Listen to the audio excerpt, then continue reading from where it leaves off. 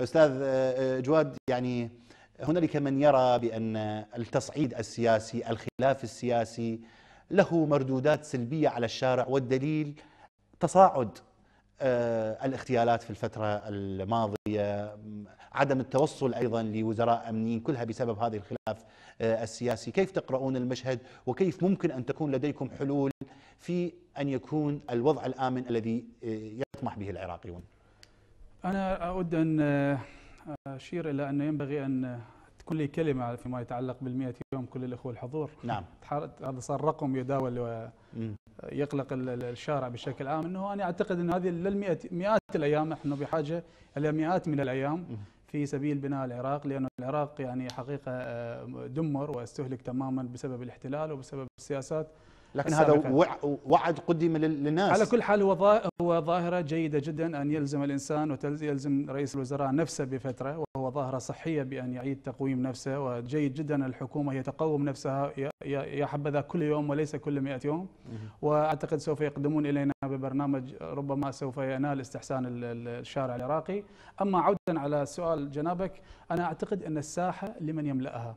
أن ظاهرة الاحتلال ووجود الاحتلال ووجود الآلة العسكرية أنه يعتمدون مبدأ الفرق تسد، أنه بعد ما لاحظوا أن الشعب العراقي نبذ الطائفية وذهب بمجلس نواب يعني حقيقة جيد واعد بالخير متفاهم، يعني عامل على تغليب المصلحة الشخصية على المصلحة العامة، وعفوا يعني تغليب مصالح العامة مصالح الشعب على مصلحة الحزب. ونوعا ما الخطوات بدأت تتبلور عندنا في إنشاء بيئة سياسية واعدة. ينبغي أن نتحد في صف واحد. الناس بدأت تتخوف من تصاعد العمليات المسلحة والاغتيالات إلى العديد من الشخصيات. هنالك من يرى بأن الصراع السياسي هو الذي ولد هذه أنا أعتقد ينبغي أن نغادر الصراع السياسي. أنا أعتقد أنه كملنا تشكيل الحكومة والشراكة الوطنية مثل ما أشرنا، ونذهب إلى شراكات اقتصادية أخرى. الدولة أنا أعتقد الحكومة لم تكتمل. أين الوزراء الأمنيين؟ هم موجود الوزراء الأمنيين. الدولة جسد من ساقين توصف بأن أحدهما السياسة والثاني الاقتصاد.